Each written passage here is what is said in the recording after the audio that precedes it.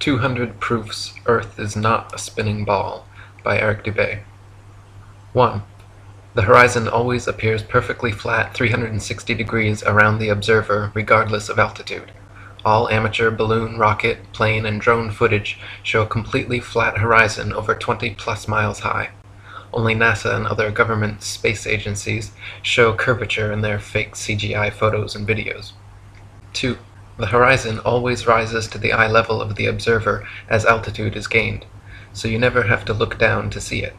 If Earth were in fact a globe, no matter how large, as you ascended, the horizon would stay fixed and the observer would have to tilt looking down further and further to see it. 3. The natural physics of water is to find and maintain its level. If Earth were a giant sphere tilted, wobbling, and hurtling through infinite space, then truly flat, consistently level surfaces would not exist here. But since Earth is in fact an extended flat plane, this fundamental physical property of fluids finding and remaining level is consistent with experience and common sense. 4. Rivers run down to sea level, finding the easiest course, north, south, east, west, and all other intermediary directions over the Earth at the same time. If Earth were truly a spinning ball, then many of these rivers would be impossibly flowing uphill. For example, the Mississippi, in its 3,000 miles, would have to ascend 11 miles before reaching the Gulf of Mexico. 5. One portion of the Nile River flows for 1,000 miles with a fall of only 1 foot. Parts of the West African Congo, according to the supposed inclination and movement of the ball Earth, would be sometimes running uphill and sometimes down. This would also be the case for the Parana, Paraguay, and other long rivers. 6. If Earth were a ball 25,000 miles in circumference, as NASA and modern astronomy claim, spherical trigonometry dictates the surface of all standing water must curve downward an easily measurable 8 inches per mile, multiplied by the square of the distance. This means, along a 6-mile channel of standing water, the Earth would dip 6 feet on either end from the central peak. Every time such experiments have been conducted, however, standing water has proven to be perfectly level. 7. Surveyors, engineers, and architects are never required to factor the supposed curvature of the Earth into their projects. Canals, railways, bridges, and tunnels, for example, are always cut and laid horizontally, often over hundreds of miles without any allowance for curvature. 8. The Suez Canal, connecting the Mediterranean with the Red Sea, is 100 miles long without any locks, making the water an uninterrupted continuation of the two seas. When constructed, the Earth's supposed curvature was not taken into account. It was dug along a horizontal datum line, 26 feet below sea level, passing through several lakes from one sea to the other, with the datum line and the water's surface running perfectly parallel over the 100 miles. 9. Engineer W. Winkler was published in the Earth Review regarding the Earth's supposed curvature, stating, "As an engineer of many years' standing, I saw that this absurd allowance is only permitted in school books. No engineer would dream of allowing anything of the kind. I have projected many miles of railways and many more of canals, and the allowance has not even been thought of, much less allowed for. This allowance for curvature means this, that it is 8 inches for the first mile of a canal and increasing at the ratio by the square of the distance in miles. Thus a small navigable canal for boats, say 30 miles long, will have, by the above rule, an allowance for curvature of 600 feet. Think of that, and then please credit engineers as not being quite such fools. Nothing of the sort is allowed. We no more think of allowing 600 feet for a line of 30 miles of railway or canal than of wasting our time trying to square the circle. 10. The London and North Western Railway forms a straight line 180 miles long between London and Liverpool. The railroad's highest point, midway at Birmingham Station, is only 240 feet above sea level. If the world were actually a globe, however, curving 8 inches per mile squared, the 180-mile stretch of rail would form an arc with the center point at Birmingham raised over a mile, a full 5,400 feet above London and Liverpool. 11. A surveyor and engineer of 30 years published in the Birmingham Weekly Mercury stated, "I am thoroughly acquainted with the theory and practice of civil engineering. However bigoted some of our professors may be in the theory of surveying according to the prescribed rules, yet it is well known amongst us that such theoretical measurements are incapable of any practical illustration. All our locomotives are designed to run on what may be regarded as true levels, or flats. There are, of course, partial inclines or gradients here and there, but they are always accurately defined and must be carefully traversed. But anything approaching to 8 inches in the mile, increasing as the square of the distance, could not be worked by any engine that was ever yet constructed.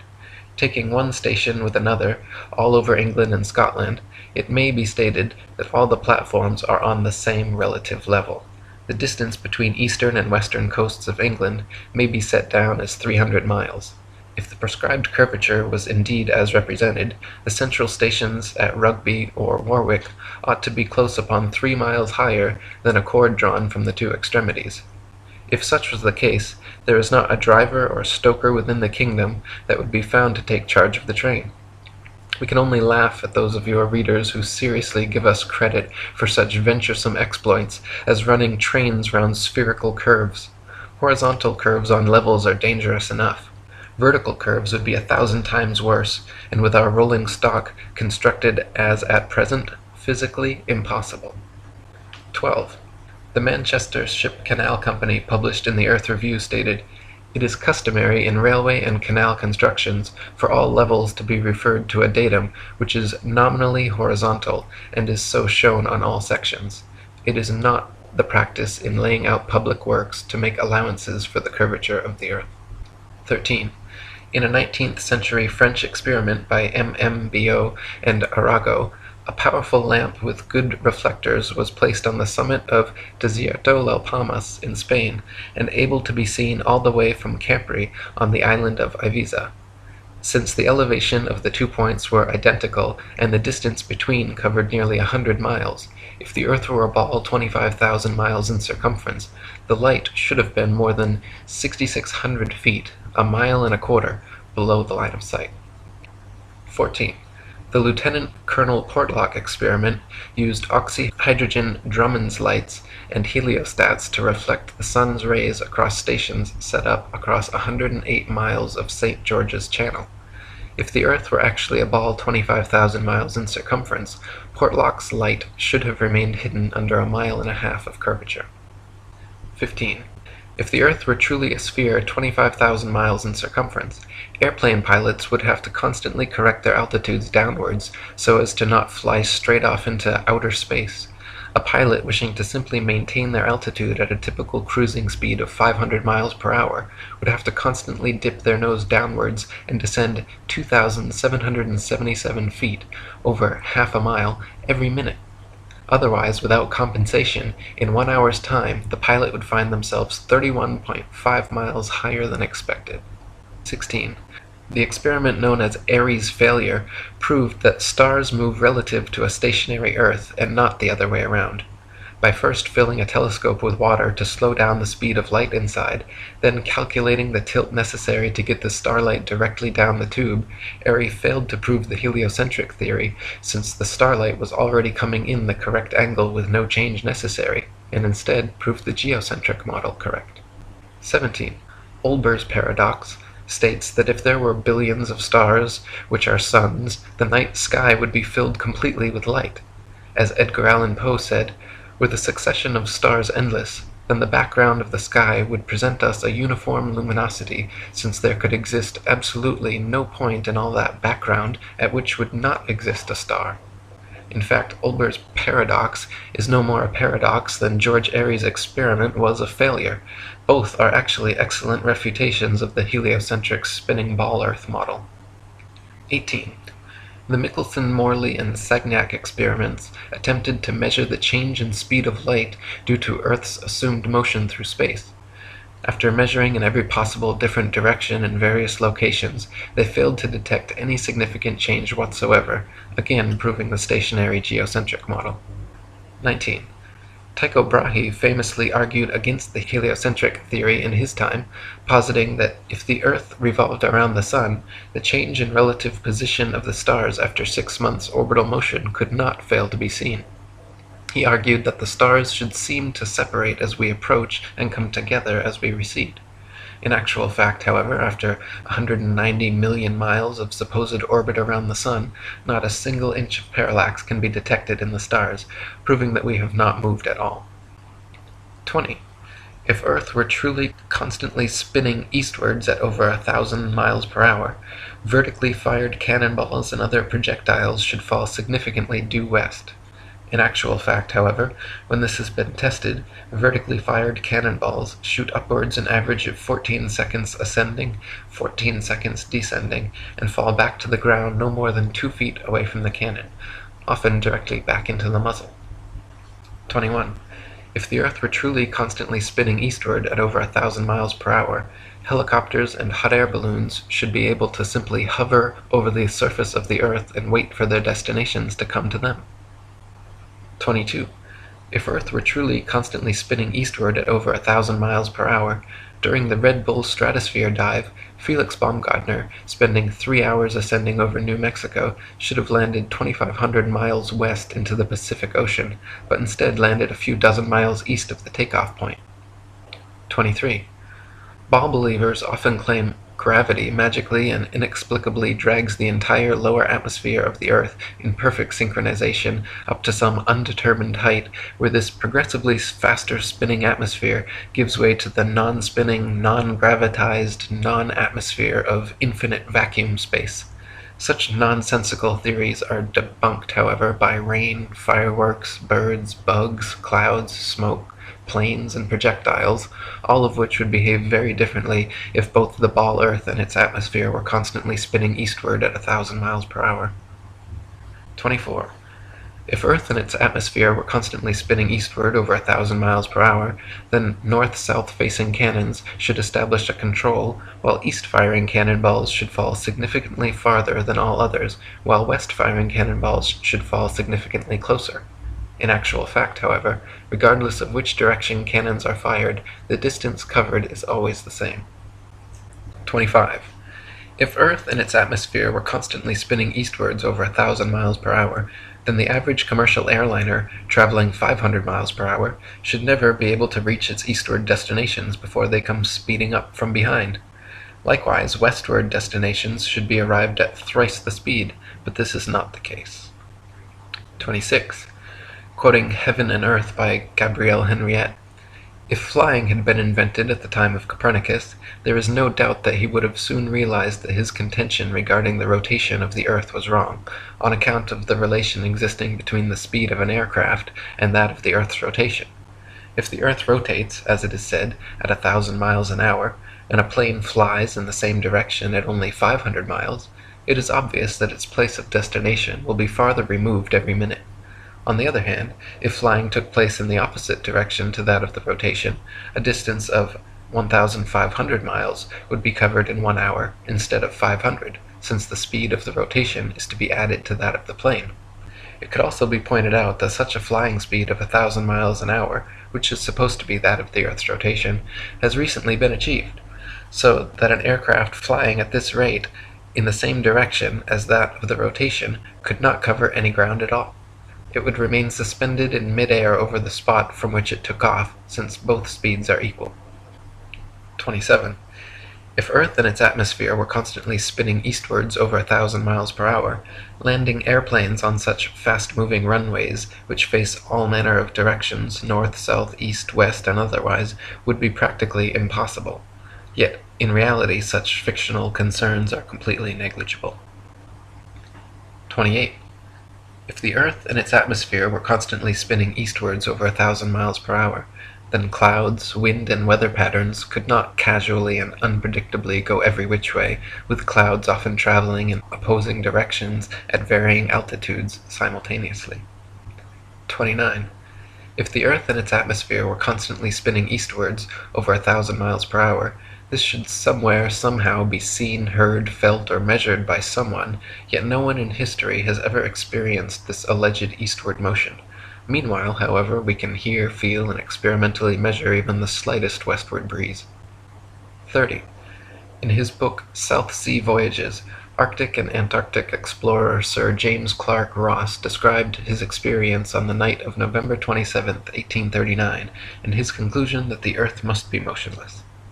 The sky being very clear, it enabled us to observe the higher stratum of clouds to be moving in an exactly opposite direction to that of the wind, a circumstance which is frequently recorded in our meteorological journal, both in the northeast and southeast trades, and has also often been observed by former voyagers. Captain Basil Hall witnessed it from the summit of the Peak of Teneriffe, and Count Strzelecki, on ascending the volcanic mountain of Kyrenia in Owyhee, reached at 4,000 feet an elevation above that of the trade wind, and experienced the influence of an opposite current of air of a different hydrometric and thermometric condition. Count Strzelecki further informed me of the following seemingly anomalous circumstance: that at the height of 6,000 feet he found the current of air blowing at right angles to both the lower strata, also of a different thermometric condition, but warmer than the interstratum. Such a state of the atmosphere is compatible only with the fact which other evidence has demonstrated, that the earth is at rest. 31. Quoting Zetetic Cosmogony, Thomas Winship states, "Let imagination picture to the mind what force air would have which was set in motion by a spherical body of 8,000 miles in diameter, which in 1 hour was spinning round 1,000 miles per hour, rushing through space at 65,000 miles per hour, and gyrating across the heavens. Then let conjecture endeavor to discover whether the inhabitants on such a globe could keep their hair on. If the earth globe rotates on its axis at the terrific rate of 1,000 miles per hour, such an immense mass would of necessity cause a tremendous rush of wind in the space it occupied. The wind would go all one way, and anything like clouds which got within the sphere of influence of the rotating sphere would have to go the same way. The fact that the earth is at rest is proved by kite flying." 32. If gravity is credited with being a force strong enough to hold the world's oceans, buildings, people, and atmosphere stuck to the surface of a rapidly spinning ball, then it is impossible for gravity to also simultaneously be weak enough to allow little birds, bugs, and planes to take off and travel freely, unabated in any direction. 33. If gravity is credited with being a force strong enough to curve the massive expanse of oceans around a globular earth, it would be impossible for fish and other creatures to swim through such forcefully held water. 34. Ship captains in navigating great distances at sea never need to factor the supposed curvature of the earth into their calculations. Both plain sailing and great circle sailing, the most popular navigation methods, use plane, not spherical trigonometry, making all mathematical calculations on the assumption that the earth is perfectly flat. If the earth were in fact a sphere, such an errant assumption would lead to constantly glaring inaccuracies. Plain sailing has worked perfectly fine in both theory and practice for thousands of years, however, and plane trigonometry has time and again proven more accurate than spherical trigonometry in determining distances across the oceans. 35. If the earth were truly a globe, then every line of latitude south of the equator would have to measure a gradually smaller and smaller circumference the farther south traveled. If, however, the earth is an extended plane, then every line of latitude south of the equator should measure a gradually larger and larger circumference the farther south traveled. The fact that many captains navigating south of the equator, assuming the globular theory, have found themselves drastically out of reckoning, more so the farther south traveled, testifies to the fact that Earth is not a ball. 36. During Captain James Clark Ross's voyages around the Antarctic circumference, he often wrote in his journal, perplexed at how they routinely found themselves out of accordance with their charts, stating that they found themselves an average of 12 to 16 miles outside their reckoning every day, later on further south as much as 29 miles. 37. Lieutenant Charles Wilkes commanded a United States Navy exploration expedition to the Antarctic from 1838 to 1842, and in his journals also mentioned being consistently east of his reckoning, sometimes over 20 miles in less than 18 hours. 38. To quote Reverend Thomas Milner, "In the southern hemisphere, navigators to India have often fancied themselves east of the Cape when still west, and have been driven ashore on the African coast, which, according to their reckoning, lay behind them. This misfortune happened to a fine frigate, the Challenger, in 1845. How came Her Majesty's ship Conqueror to be lost?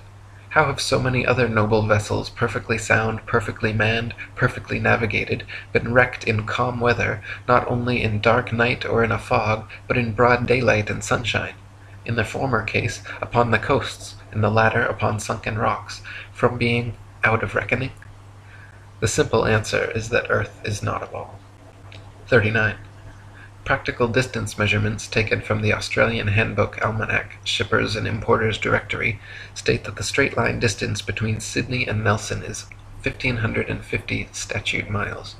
Their given difference in longitude is 22 degrees, 2 minutes, and 14 seconds. Therefore, if 22 degrees, 2 minutes, 14 seconds out of 360 is 1,550 miles, the entirety would measure 25,182 miles. This is not only larger than the ball Earth is said to be at the equator, but a whole 4,262 miles greater than it would be at Sydney's southern latitude on a globe of said proportions. 40. From near Cape Horn, Chile, to Port Phillip in Melbourne, Australia, the distance is 10,500 miles, or 143 degrees of longitude away. Factoring in the remaining degrees to 360 makes for a total distance of 26,430 miles around this particular latitude, which is over 1,500 miles wider than the Earth is supposed to be at the equator, and many more thousands of miles wider than it is supposed to be at such southern latitudes. 41. Similar calculations made from the Cape of Good Hope, South Africa, to Melbourne, Australia, at an average latitude of 35.5 degrees south, have given an approximate figure of over 25,000 miles, which is again equal to or greater than the Earth's supposed greatest circumference at the equator. Calculations from Sydney, Australia, to Wellington, New Zealand, at an average of 37.5 degrees south, have given an approximate circumference of 25,500 miles, greater still. According to the ball Earth theory, the circumference of the Earth at 37.5 degrees southern latitude should be only 19,757 statute miles, almost 6,000 miles less than such practical measurements. 42. In the ball Earth model, Antarctica is an ice continent which covers the bottom of the ball from 78 degrees south latitude to 90, and is therefore not more than 12,000 miles in circumference. Many early explorers, including Captain Cook and James Clark Ross, however, in attempting Antarctic circumnavigation, took 3 to 4 years and clocked 50 to 60,000 miles around. The British ship Challenger also made an indirect but complete circumnavigation of Antarctica, traversing 69,000 miles. This is entirely inconsistent with the ball model. 43. If Earth was a ball, there are several flights in the southern hemisphere which would have their quickest, straightest path over the Antarctic continent, such as Santiago, Chile, to Sydney, Australia. Instead of taking the shortest, quickest route in a straight line over Antarctica, all such flights detour all manner of directions away from Antarctica, instead claiming the temperatures too cold for airplane travel. Considering the fact that there are plenty of flights to, from, and over Antarctica, and NASA claims to have technology keeping them in conditions both far colder and far hotter than any experienced on Earth, such an excuse is clearly just an excuse, and these flights aren't made because they are impossible. 44. If Earth was a ball, and Antarctica was too cold to fly over, the only logical way to fly from Sydney to Santiago would be a straight shot over the Pacific, staying in the southern hemisphere the entire way. Refueling could be done in New Zealand or other southern hemisphere destinations along the way, if absolutely necessary. In actual fact, however, Santiago to Sydney flights go into the northern hemisphere, making stopovers at LAX and other North American airports before continuing back down to the southern hemisphere. Such ridiculously wayward detours make no sense on the globe, but make perfect sense and form nearly straight lines when shown on a flat Earth map. 45. On a ball Earth, Johannesburg, South Africa to Perth, Australia should be a straight shot over the Indian Ocean, with convenient refueling possibilities on Mauritius or Madagascar. In actual practice, however, most Johannesburg to Perth flights curiously stop over either in Dubai, Hong Kong, or Malaysia, all of which make no sense on the ball, but are completely understandable when mapped on a flat Earth. 46. On a ball Earth, Cape Town, South Africa to Buenos Aires, Argentina should be a straight shot over the Atlantic following the same line of latitude across. But instead, every flight goes to connecting locations in the northern hemisphere first, stopping over anywhere from London to Turkey to Dubai. Once again, these make absolutely no sense on the globe, but are completely understandable options when mapped on a flat Earth. 47. On a ball Earth, Johannesburg, South Africa to Sao Paulo, Brazil should be a quick straight shot along the 25th southern latitude, but instead, nearly every flight makes a refueling stop at the 50th degree north latitude in London first. The only reason such a ridiculous stopover works in reality is because the Earth is flat. 48. On a ball Earth, Santiago, Chile to Johannesburg, South Africa should be an easy flight, all taking place below the Tropic of Capricorn in the southern hemisphere. Yet every listed flight makes a curious refueling stop in Senegal near the Tropic of Cancer in the north hemisphere first. When mapped on a flat Earth, the reason why is clear to see, however. Senegal is actually directly in a straight line path halfway between the two. 49. If Earth were a spinning ball heated by a sun 93 million miles away, it would be impossible to have simultaneously sweltering summers in Africa, while just a few thousand miles away, bone-chilling, frozen Arctic and Antarctic winters experiencing little to no heat from the sun whatsoever. If the heat from the sun traveled 93 million miles to the Sahara Desert, it is absurd to assert that another 4,000 miles, 0.00004%, further to Antarctica would completely negate such sweltering heat, resulting in such drastic differences. 50. If the Earth were truly a globe, the Arctic and Antarctic polar regions and areas of comparable latitude north and south of the equator should share similar conditions and characteristics, such as comparable temperatures, seasonal changes, length of daylight, plant and animal life. In reality, however, the Arctic and Antarctic regions and areas of comparable latitude north and south of the equator differ greatly in many ways, entirely inconsistent with the ball model and entirely consistent with the flat model. 51. Antarctica is by far the coldest place on Earth, with an average annual temperature of approximately minus 57 degrees Fahrenheit and a record low of minus 135.8. The average annual temperature at the North Pole, however, is a comparatively warm 4 degrees. Throughout the year, temperatures in the Antarctic vary less than half the amount at comparable Arctic latitudes. The northern Arctic region enjoys moderately warm summers and manageable winters, whereas the southern Antarctic region never even warms enough to melt the perpetual snow and ice. On a tilting, wobbling ball Earth spinning uniformly around the sun, Arctic and Antarctic temperatures and seasons should not vary so greatly. 52. Iceland, at 65 degrees north latitude, is home to 870 species of native plants and abundant various animal life. Compare this with the Isle of Georgia at just 54 degrees south latitude, where there are only 18 species of native plants and animal life is almost non-existent. The same latitude as Canada or England in the north, where dense forests of various tall trees abound, the infamous Captain Cook wrote of Georgia that he was unable to find a single shrub large enough to make a toothpick. Cook wrote, "Not a tree was to be seen. The lands which lie to the south are doomed by nature to perpetual frigidness, never to feel the warmth of the sun's rays, whose horrible and savage aspect I have not words to describe. Even marine life is sparse in certain tracts of vast extent, and the sea-bird is seldom observed flying over such lonely wastes. The contrasts between the limits of organic life in the Arctic and Antarctic zones is very remarkable and significant." 53. At places of comparable latitude north and south, the sun behaves very differently than it would on a spinning ball Earth, but precisely how it should on a flat Earth. For example, the longest summer days north of the equator are much longer than those south of the equator, and the shortest winter days north of the equator are much shorter than the shortest south of the equator. This is inexplicable on a uniformly spinning, wobbling ball Earth, but fits exactly on a flat model with the sun traveling circles over and around the Earth from tropic to tropic. 54. At places of comparable latitude north and south, Dawn and dusk happen very differently than they would on a spinning ball, but precisely how they should on a flat Earth. In the north, dawn and dusk come slowly and last far longer than in the south, where they come and go very quickly.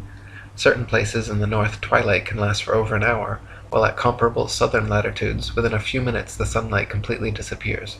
This is inexplicable on a uniformly spinning, wobbling ball Earth, but is exactly what is expected on a flat Earth with the sun traveling faster, wider circles over the south and slower, narrower circles over the north. 55. If the sun circles over and around the Earth every 24 hours, steadily traveling from tropic to tropic every 6 months, it follows that the northern central region would annually receive far more heat and sunlight than the southern circumferential region. Since the sun must sweep over the larger southern region in the same 24 hours it has to pass over the smaller northern region, its passage must necessarily be proportionally faster as well. This perfectly explains the differences in Arctic and Antarctic temperatures, seasons, length of daylight, plant and animal life. This is why the Antarctic morning dawn and evening twilight are very abrupt compared with the north, and this explains why many midsummer Arctic nights the sun does not set at all. 56. The midnight sun is an Arctic phenomenon occurring annually during the summer solstice, where for several days straight an observer significantly far enough north can watch the sun traveling circles overhead, rising and falling in the sky throughout the day, but never fully setting for upwards of 72 plus hours. If the Earth were actually a spinning globe revolving around the sun, the only place such a phenomenon as the midnight sun could be observed would be at the poles. Any other vantage point from 89 degrees latitude downwards could never, regardless of any tilt or inclination, see the sun for 24 hours straight. To see the sun for an entire revolution on a spinning globe at a point other than the poles, you would have to be looking through miles and miles of land and sea for part of the revolution. 57. The establishment claims the midnight sun is experienced in Antarctica, but they conveniently do not have any uncut videos showing this, nor do they allow independent explorers to travel to Antarctica during the winter solstice to verify or refute these claims. Conversely, there are dozens of uncut videos publicly available showing the Arctic midnight sun, and it has been verified beyond any shadow of a doubt. 58. The Royal Belgian Geographical Society, in their Expedition Antarctique Belge, recorded that during the most severe part of the Antarctic winter, from 71 degrees south latitude onwards, the sun sets on May 17th and is not seen above the horizon again until July 21st. This is completely at odds with the ball Earth theory, but easily explained by the flat Earth model. The midnight sun is seen from high altitudes in extreme northern latitudes during Arctic summer because the sun, at its innermost cycle, is circling tightly enough around the polar center that it remains visible above the horizon for someone at such a vantage point. Likewise, in extreme southern latitudes during Arctic summer, the sun completely disappears from view for over 2 months, because there, at the northern tropic, the innermost arc of its boomerang journey, the sun is circling the northern center too tightly to be seen from the southern circumference. 59. Quoting Gabrielle Henriette, "The theory of the rotation of the Earth may once and for all be definitely disposed of as impracticable by pointing out the following inadvertence. It is said that the rotation takes 24 hours and that its speed is uniform, in which case, necessarily, days and nights should have an identical duration of 12 hours each all the year round. The sun should invariably rise in the morning and set in the evening at the same hours, with the result that it would be the equinox every day from the 1st of January to the 31st of December. One should stop and reflect on this before saying that the Earth has a movement of rotation. How does the system of gravitation account for the seasonal variations in the length of days and nights if the Earth rotates at a uniform speed in 24 hours? 60. Anyone can prove the sea horizon perfectly straight and the Earth perfectly flat using nothing more than a level, tripods, and a wooden plank. At any altitude above sea level, simply fix a 6 to 12 foot long, smooth, leveled board edgewise upon tripods and observe the skyline from eye level behind it. The distant horizon will always appear perfectly level with the upper edge of the board. Furthermore, if you move in a half circle from one end of the board to the other, whilst observing the skyline over the upper edge, you will be able to trace a clear, flat 10 to 20 miles depending on your altitude. This would be impossible if the Earth were a globe 25,000 miles in circumference. The horizon would align over the center of the board, but then gradually, noticeably decline towards the extremities. Just 10 miles on each side would necessitate an easily visible curvature of 66.6 feet from each end to the center. 61. If the Earth were actually a big ball 25,000 miles in circumference, the horizon would be noticeably curved even at sea level, and everything on or approaching the horizon would appear to tilt backwards slightly from your perspective. Distant buildings along the horizon would all look like leaning towers of Pisa falling away from the observer. A hot air balloon taking off, then drifting steadily away from you, on a ball Earth would slowly and constantly appear to lean back more and more the farther away it flew, the bottom of the basket coming gradually into view as the top of the balloon disappears from sight. In reality, however, buildings, balloons, trees, people, anything and everything at right angles to the ground and horizon remain so, regardless the distance or height of the observer. 62. Samuel Rowbotham's experiments at the Old Bedford level proved conclusively the canal's water to be completely flat over a 6-mile stretch. First, he stood in the canal with his telescope held 8 inches above the surface of the water. Then his friend in a boat with a 5-foot-tall flag sailed the 6 miles away.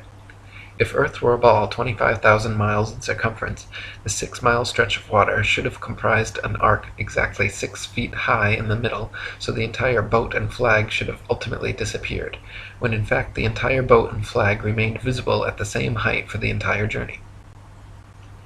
63. In a second experiment, Dr. Rowbotham affixed flags 5 feet high along the shoreline, one at every mile marker, then using his telescope mounted at 5 feet just behind the first flag, looked over the tops of all 6 flags, which lined up in a perfectly straight line.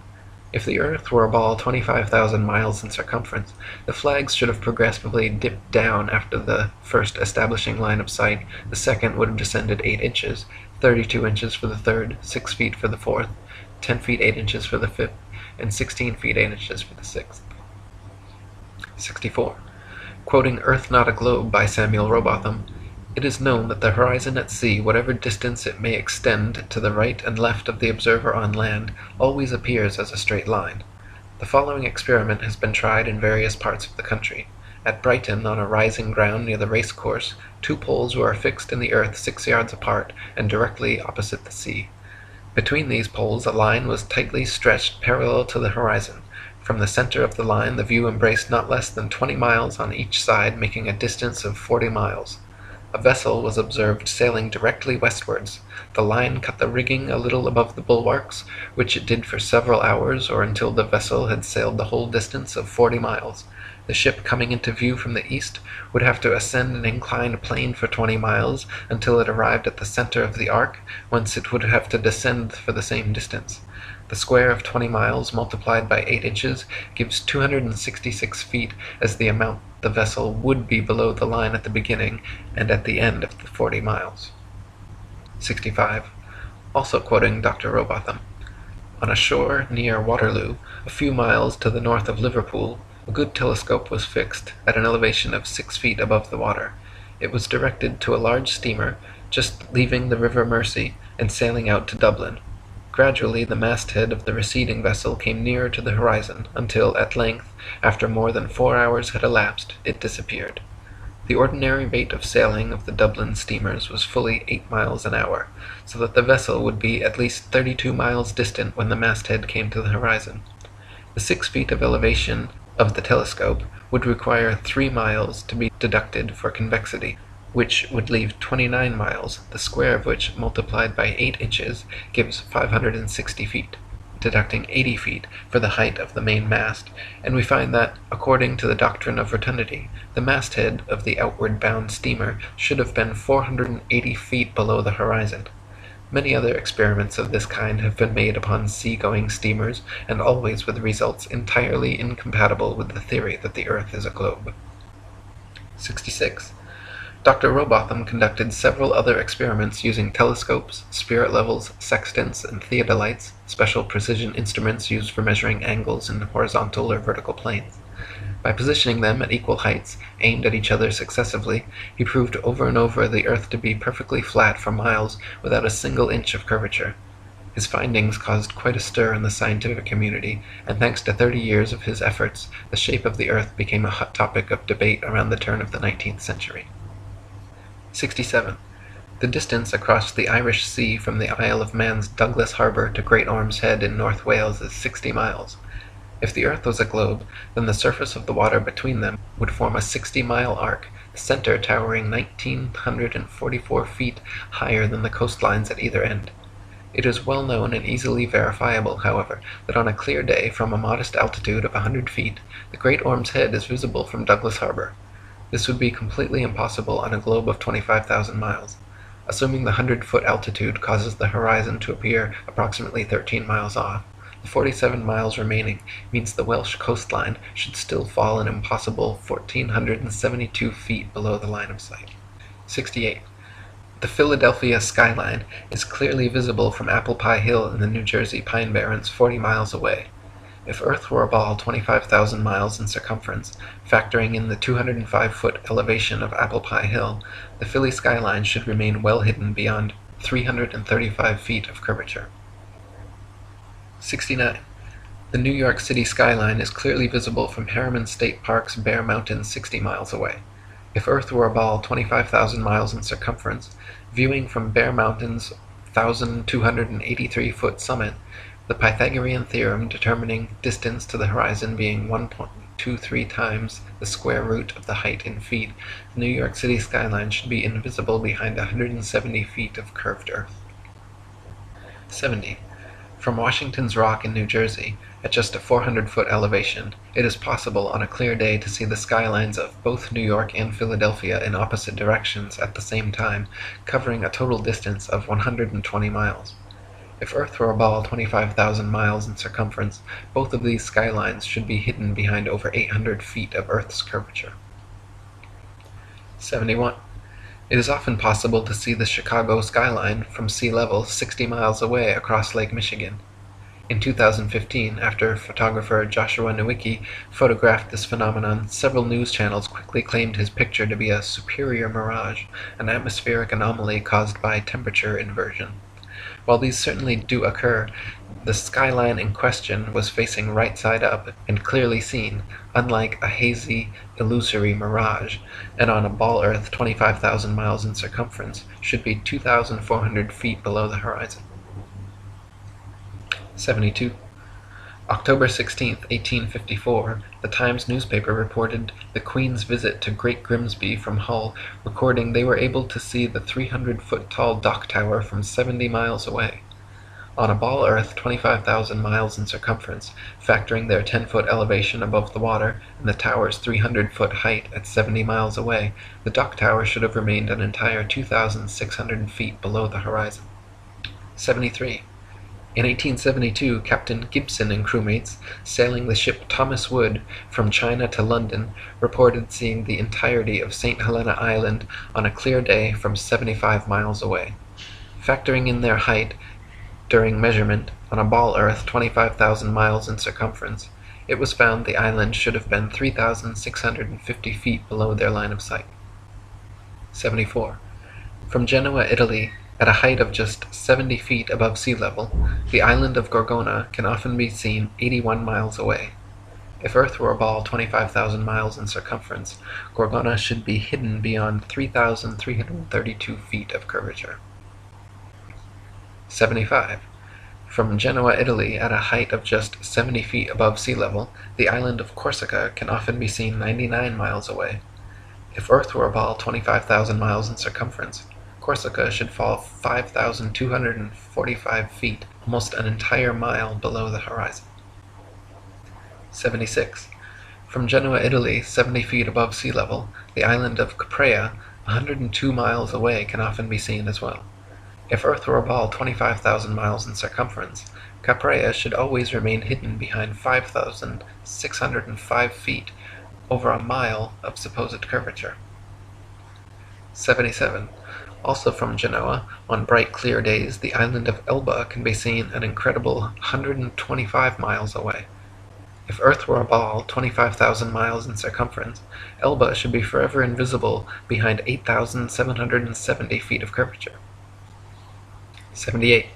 From Anchorage, Alaska, at an elevation of 102 feet, on clear days, Mount Foraker can be seen with the naked eye 120 miles away. If Earth were a ball 25,000 miles in circumference, Mount Foraker's 17,400-foot summit should be leaning back away from the observer, covered by 7,719 feet of curved earth. In reality, however, the entire mountain can be quite easily seen standing straight from base to summit. 79. From Anchorage, Alaska, at an elevation of 102 feet, on clear days Mount McKinley can be seen with the naked eye from 130 miles away. If Earth were a ball 25,000 miles in circumference, Mount McKinley's 20,320-foot summit should be leaning back away from the observer and almost half covered by 9,220 feet of curved earth. In reality, however, the entire mountain can be quite easily seen standing straight from base to summit. 80. In Chambers' Journal, February 1895, a sailor near Mauritius in the Indian Ocean reported having seen a vessel which turned out to be an incredible 200 miles away. The incident caused much heated debate in nautical circles at the time, gaining further confirmation in Aden, Yemen, where another witness reported seeing a missing Bombay steamer from 200 miles away. He correctly stated the precise appearance, location, and direction of the steamer, all later corroborated and confirmed correct by those on board. Such sightings are absolutely inexplicable if the Earth were actually a ball 25,000 miles around, as ships 200 miles distant would have to fall approximately 5 miles below line of sight. 81. The distance from which various lighthouse lights around the world are visible at sea far exceeds what could be found on a ball Earth 25,000 miles in circumference.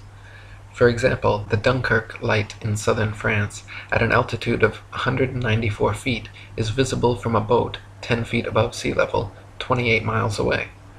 Spherical trigonometry dictates that if the Earth was a globe with the given curvature of 8 inches per mile squared, this light should be hidden 190 feet below the horizon. 82.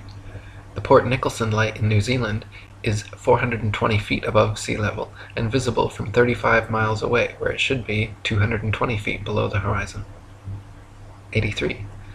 The Icaro light in Norway is 154 feet above high water and visible from 28 statute miles, where it should be 230 feet below the horizon. 84. The light at Madras on the Esplanade is 132 feet high and visible from 28 miles away, where it should be 250 feet below the line of sight. 85. The Cordonan light on the west coast of France is 207 feet high and visible from 31 miles away, where it should be 280 feet below the line of sight. 86. The light at Cape Bonavista, Newfoundland, is 150 feet above sea level and visible at 35 miles, where it should be 491 feet below the horizon. 87. The lighthouse steeple of St. Botolph's Parish Church in Boston is 290 feet tall and visible from over 40 miles away, where it should be hidden a full 800 feet below the horizon. 88. The Isle of Wight Lighthouse in England is 180 feet high and can be seen up to 42 miles away, a distance at which modern astronomers say the light should fall 996 feet below the line of sight.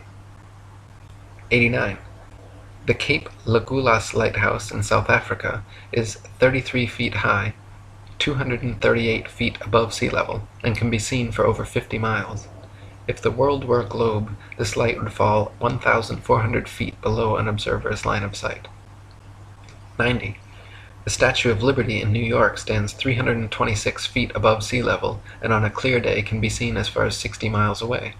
If the Earth were a globe, that would put Lady Liberty at an impossible 2,074 feet below the horizon. 91.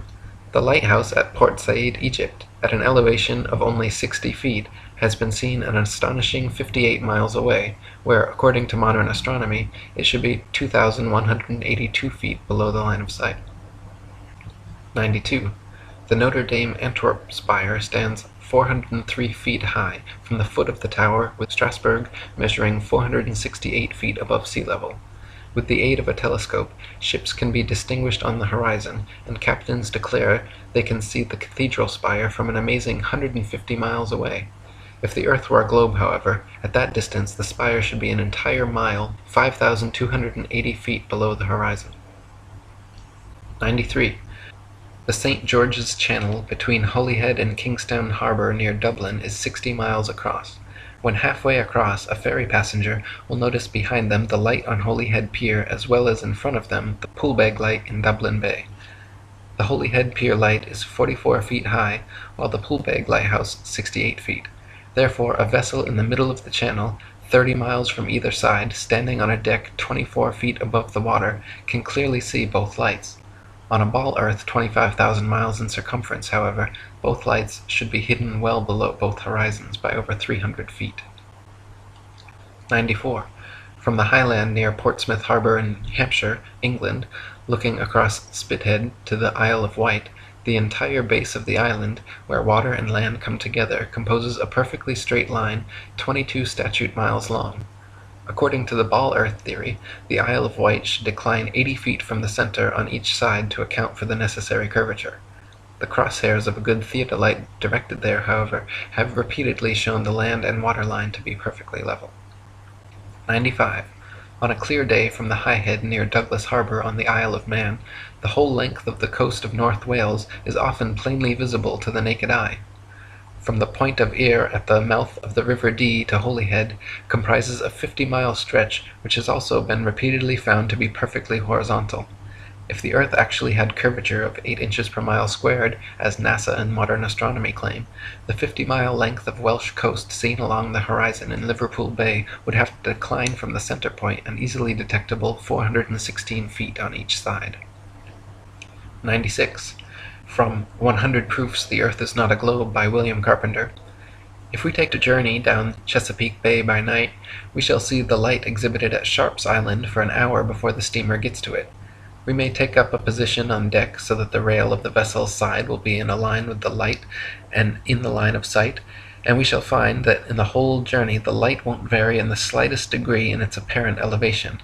But say that a distance of 13 miles has been traversed, the astronomer's theory of curvature demands a difference, one way or the other, in the apparent elevation of the light of 112 feet 8 inches.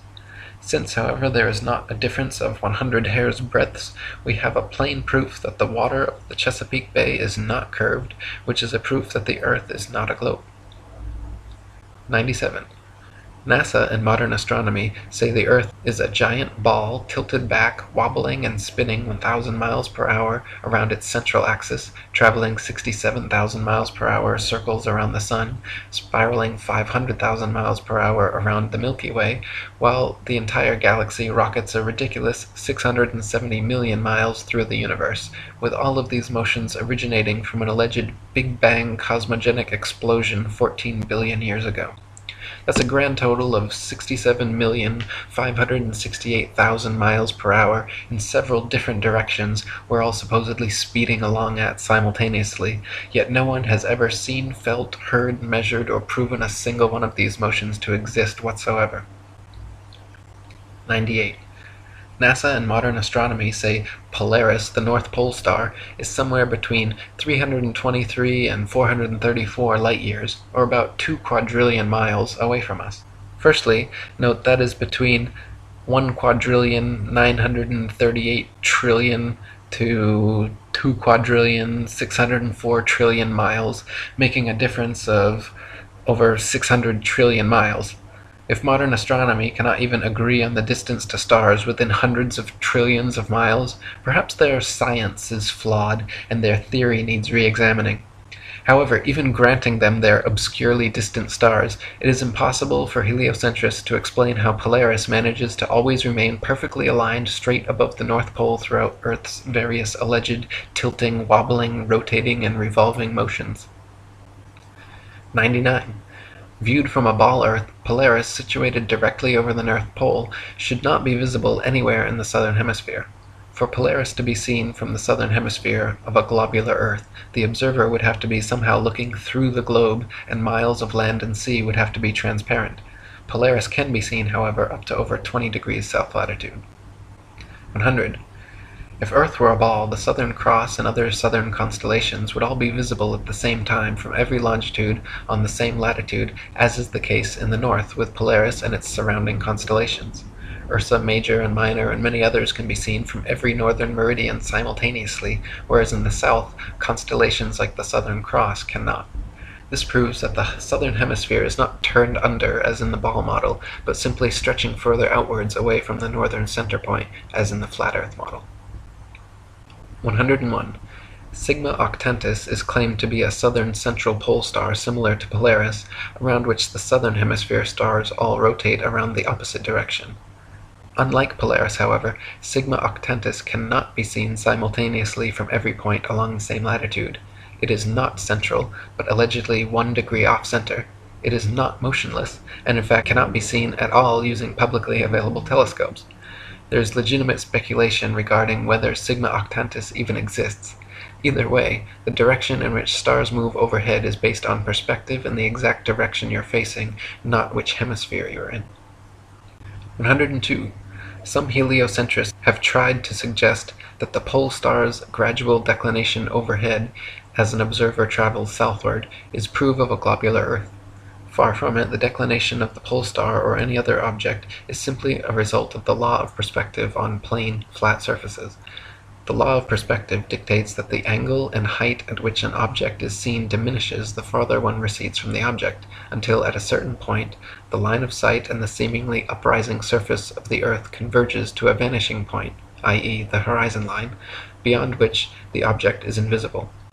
In the ball Earth model, the horizon is claimed to be the curvature of the Earth, whereas in reality, the horizon is known to simply be the vanishing line of perspective based on the strength of your eye's instruments, weather, and altitude.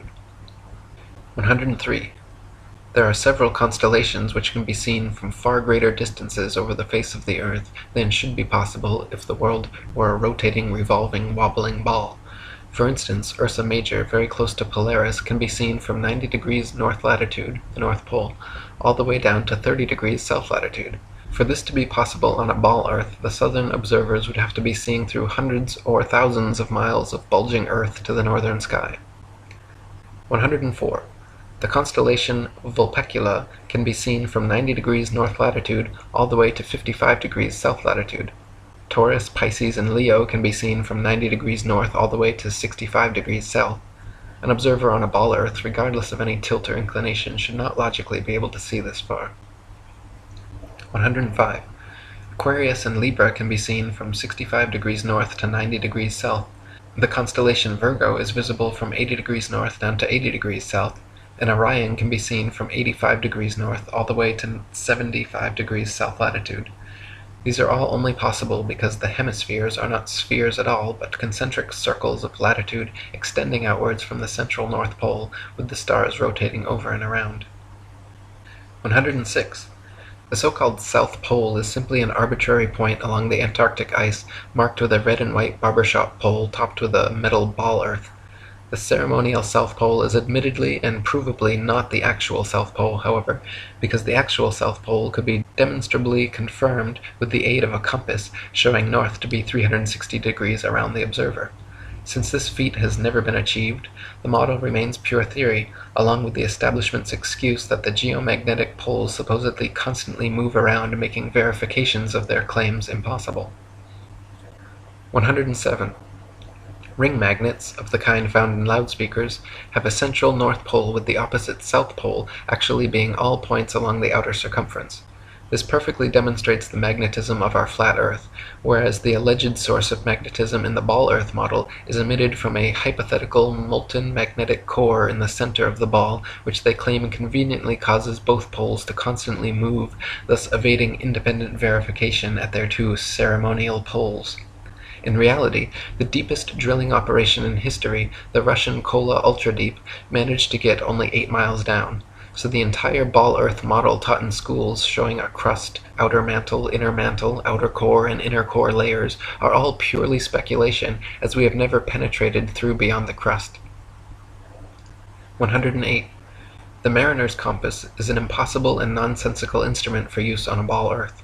It simultaneously points north and south over a flat surface, yet claims to be pinpointing two constantly moving geomagnetic poles at opposite ends of a spinning sphere originating from a hypothetical molten metal core. If compass needles were actually drawn to the north pole of a globe, the opposing south needle would actually be pointing up and off into outer space. 109. There are no fixed east or west points, just as there is no fixed south. The north central pole is the only proven fixed point on our flat Earth, with south being all straight lines outwards from the pole, east and west being concentric circles at constant right angles 90 degrees from the pole. A westerly circumnavigation of Earth is thus going around with Polaris continually on your right, while an easterly circumnavigation is going around with Polaris always at your left. 110. Magellan and others' east-west circumnavigations of Earth are often quoted as proof of the ball model. In actual fact, however, sailing or flying at right angles to the North Pole and eventually returning to one's original location is no more difficult or mysterious than doing so on a globe. Just as an architect's compass can place its center point on a flat piece of paper and trace a circle either way around the pole, so can a ship or plane circumnavigate a flat Earth. 111. Since the North Pole and Antarctica are covered in ice and guarded no-fly zones, no ships or planes have ever been known to circumnavigate the Earth in north-south directions. The only kind of circumnavigation which could not happen on a flat Earth is north and southbound, which is likely the very reason for the heavily enforced flight restrictions. The fact that there is yet to be a single verified north-to-south circumnavigation of Earth serves as standing proof the world is not a ball. 112. The sun brings noon to every time zone as it passes directly overhead every 15-degree demarcation point, 24 times per day, in its circular path over and around the Earth. If time zones were instead caused by the uniform spinning of the ball Earth around the sun, every 6 months, as Earth found itself on the opposite side of the sun, clocks all over Earth would have to flip 12 hours. Day would be night, and night would be day. 113. The idea that people are standing, ships are sailing, and planes are flying upside down on certain parts of Earth, while others tilted at 90 degrees and all other impossible angles, is complete absurdity. The idea that a man digging a hole straight down could eventually reach sky on the other side is ludicrous. Common sense tells every free-thinking person correctly that there truly is an up and down in nature, unlike the everything is relative rhetoric of the Newtonian Einsteinian paradigm. 114. Quoting On the False Wisdom of the Philosophers by Lactantius, a sphere where people on the other side live with their feet above their heads, where rain, snow, and hail fall upwards, where trees and crops grow upside down, and the sky is lower than the ground, the ancient wonder of the hanging gardens of Babylon dwindle into nothing in comparison to the fields, seas, towns, and mountains that pagan philosophers believe to be hanging from the earth without support. 115. The existing laws of density and buoyancy perfectly explained the physics of falling objects long before knighted Freemason Sir Isaac Newton bestowed his theory of gravity upon the world. It is a fact that objects placed in denser mediums rise up, while objects placed in less dense mediums sink down. To fit with the heliocentric model, which has no up or down, Newton instead claimed objects are attracted to large masses and fall towards the center. Not a single experiment in history, however, has shown an object massive enough to, by virtue of its mass alone, cause other smaller masses to be attracted to it, as Newton claims gravity does with the Earth, the Sun, Moon, stars, and planets. 116. There has also never been a single experiment in history showing an object massive enough to, by virtue of its mass alone, cause another smaller mass to orbit around it. The magic theory of gravity allows for oceans, buildings, and people to remain forever stuck to the underside of a spinning ball, while simultaneously causing objects like the moon and satellites to remain locked in perpetual circular orbits around the Earth. If these were both true, then people should be able to jump up and start orbiting circles around the Earth, or the moon should have long ago been sucked into the Earth. Neither of these theories have ever been experimentally verified, and their alleged results are mutually exclusive. 117. Newton also theorized, and it is now commonly taught, that the Earth's ocean tides are caused by gravitational lunar attraction. If the moon is only 2,160 miles in diameter, and the Earth 8,000 miles, However, using their own math and law, it follows that the Earth is 87 times more massive, and therefore the larger object should attract the smaller to it, and not the other way around. If the Earth's greater gravity is what keeps the Moon in orbit, it is impossible for the Moon's lesser gravity to supersede the Earth's gravity, especially at Earth's sea level, where its gravitational attraction would even further out-trump the Moon's. And if the Moon's gravity truly did supersede the Earth's, causing the tides to be drawn towards it, there should be nothing to stop them from continuing onwards and upwards towards their great attractor. 118. Furthermore, the velocity and path of the Moon are uniform, and should therefore exist a uniform influence on the Earth's tide, when in actuality Earth's tides vary greatly and do not follow the Moon. Earth's lakes, ponds, marshes, and other inland bodies of water also inexplicably remain forever outside the Moon's gravitational grasp. If gravity was truly drawing Earth's oceans up to it, all lakes, ponds, and other bodies of standing water should certainly have tides as well. 119. It is claimed that the other planets are spheres, and so therefore Earth must also be a sphere. Firstly, Earth is a plane, not a planet, so the shape of these planets in the sky have no bearing on the shape of the Earth beneath our feet. Secondly, these planets have been known for thousands of years around the world as wandering stars, since they differ from the other fixed stars in their relative motions only. When looked at with an unprejudiced naked eye or through a telescope, the fixed and wandering stars appear as luminous disks of light, not spherical terra firma. The pictures and videos shown by NASA of spherical terra firma planets are all clearly fake computer-generated images and not photographs. 120. The etymology of the word planet actually comes from the late Old English planet, or from Old French planet, from Latin planeta, from Greek planetes, planetae, wandering stars, or to wander of unknown origin, to spread, or notion of spread out, from Latin planum, flat surface, plane, level, plane. They just added a T to our Earth plane, and everyone bought it. 121. When you observe the Sun and Moon, you see two equally sized equidistant circles tracing similar paths at similar speeds around a flat stationary Earth. The experts at NASA, however, claim your common sense everyday experience is false on all counts. To begin with, they say the Earth is not flat but a big ball, not stationary but spinning around 19 miles per second. They say the Sun does not revolve around the Earth as it appears, but Earth revolves around the Sun. The Moon, on the other hand, does revolve around the Earth, though not east to west as it appears, rather west to east, and the Sun is actually 400 times larger than the Moon and 400 times farther away.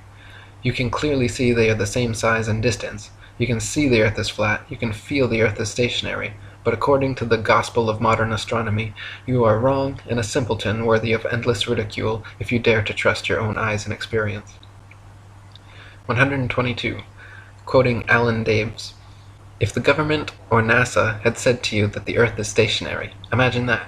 And then imagine we are trying to convince people that no, it's not stationary, it's moving forward at 32 times rifle bullet speed and spinning at 1,000 miles per hour. We would be laughed at. We would have so many people telling us, you're crazy, the Earth's not moving. We would be ridiculed for having no scientific backing for this convoluted moving Earth theory. And not only that, but then people would say, oh, then how do you explain a fixed calm atmosphere and the sun's observable movement? How do you explain that? Imagine saying to people, no, the atmosphere is moving also, but is somehow magically velcroed to the moving Earth. The reason is not simply because the Earth is stationary. So what we are actually doing is what makes sense. We are saying that the moving Earth theory is nonsense. The stationary Earth theory makes sense, and we are being ridiculed. You've got to picture it being the other way around to realize just how ridiculous the situation is. This theory from the government and NASA that the Earth is rotating and orbiting and leaning over and wobbling is absolute nonsense, and yet people are clinging to it tightly like a teddy bear. They just can't bring themselves to face the possibility that the Earth is stationary, though all evidence shows it. We feel no movement, the atmosphere hasn't been blown away, we see the sun move from east to west. Everything can be explained by a motionless Earth without bringing in all these assumptions to cover up previous assumptions gone bad. 123. Heliocentrists' astronomical figures always sound perfectly precise, but they have historically been notorious for regularly and drastically changing them to suit their various models. For instance, in his time, Copernicus calculated the sun's distance from Earth to be 3,391,200 miles. The next century, Johannes Kepler decided it was actually 12,376,800 miles away.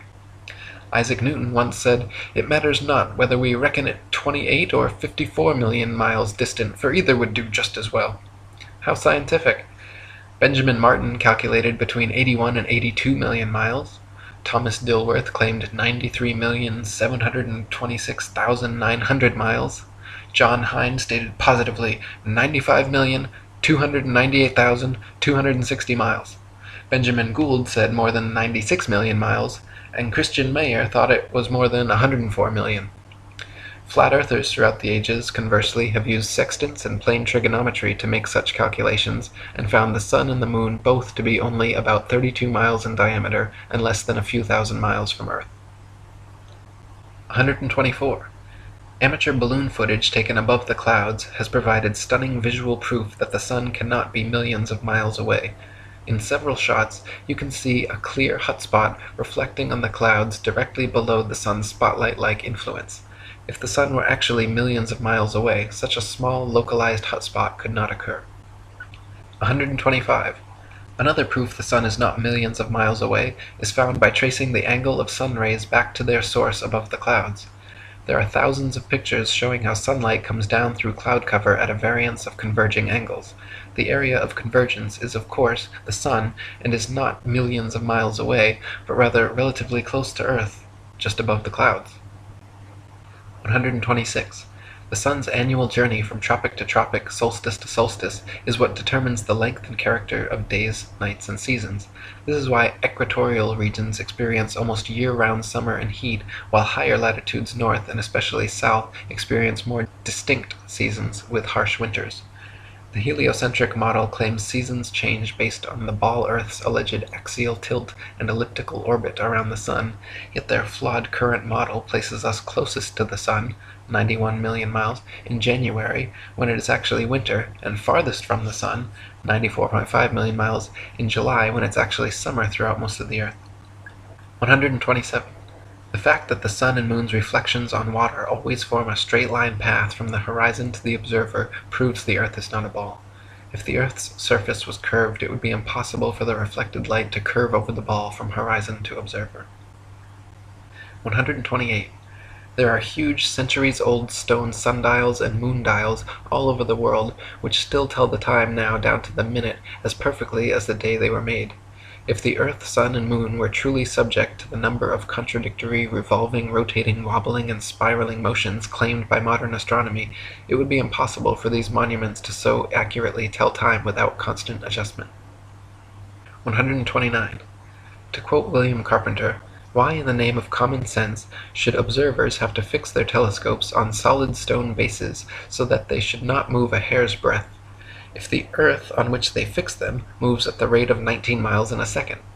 Indeed, to believe that 6,000 million tons is rolling, surging, flying, darting on through space forever, with a velocity compared with which a shot from a cannon is a very slow coach, with such unerring accuracy that a telescope fixed on granite pillars in an observatory will not enable a lynx-eyed astronomer to detect a variation in its onward motion of the thousandth part of a hair's breadth, is to conceive a miracle compared with which all the miracles on record put together would sink into utter insignificance. Since we can, in middle north latitudes, see the North Star, on looking out of a window that faces it, and out of this very same corner of the very same pane of glass in the very same window, all the year round, it is proof enough for any man in his senses that we have not made any motion at all, and that the earth is not a globe. 130. From Earth Not a Globe by Samuel Robotham. Take 2 carefully bored metallic tubes, not less than 6 feet in length, and place them 1 yard asunder on the opposite sides of a wooden frame, or a solid block of wood or stone, so adjust them that their centers or axes of vision shall be perfectly parallel to each other. Now direct them to the plane of some notable fixed star a few seconds previous to its meridian time. Let an observer be stationed at each tube, and the moment the star appears in the first tube, let a loud knock or other signal be given, to be repeated by the observer at the second tube when he sees the same star. A distinct period of time will elapse between the signals given. The signals will follow each other in very rapid succession, but still, the time between is sufficient to show that the same star is not visible at the same moment by two parallel lines of sight when only 1 yard asunder. A slight inclination of the second tube towards the first tube would be required for the star to be seen through both tubes at the same instant. Let the tubes remain in their positions for 6 months, at the end of which time the same observation or experiment will produce the same results. The star will be visible at the same meridian time without the slightest alteration being required in the direction of the tubes, from which it is concluded that if the earth had moved 1 single yard in an orbit through space, there would at least be observed the slight inclination of the tube which the difference in position of 1 yard had previously required. But as no such difference in the direction of the tube is required, the conclusion is unavoidable that in 6 months a given meridian upon the earth's surface does not move a single yard, and therefore that the earth has not the slightest degree of orbital motion. 131. NASA and modern astronomy maintain that the moon is a solid, spherical, Earth-like habitation which man has actually flown to and set foot on. They claim the moon is a non-luminescent planetoid which receives and reflects all its light from the sun. The reality is, however, that the moon is observably not a solid body. It is clearly circular, but not spherical, and not in any way an Earth-like planetoid which humans could set foot on. In fact, the moon has been proven largely transparent and completely self-luminescent, shining with its own unique light. 132. The sun's light is golden, warm, drying, preservative, and antiseptic, while the moon's light is silver, cool, damp, putrefying, and septic. The sun's rays decrease the combustion of a bonfire, while the moon's rays increase combustion. Plant and animal substances exposed to sunlight quickly dry, shrink, coagulate, and lose the tendency to decompose and putrefy. Grapes and other fruits become solid, partially candied and preserved, like raisins, dates, and prunes. Animal flesh coagulates, loses its volatile gaseous constituents, becomes firm, dry, and slow to decay. When exposed to moonlight, however, plant and animal substances tend to show symptoms of putrefaction and decay. This proves that sun and moonlight are different, unique, and opposites, as they are in the geocentric flat model. 133. In direct sunlight, a thermometer will read higher than another thermometer placed in the shade, but in full direct moonlight, a thermometer will read lower than another placed in the shade. If the sun's light is collected in a large lens and thrown to a focus point, it can create significant heat, while the moon's light collected similarly creates no heat. In the Lancet Medical Journal from March 14, 1856, particulars are given of several experiments which prove the moon's rays, when concentrated, can actually reduce the temperature upon a thermometer more than 8 degrees. So sunlight and moonlight clearly have altogether different properties. 134. Furthermore, the moon itself cannot physically be both a spherical body and a reflector of the sun's light.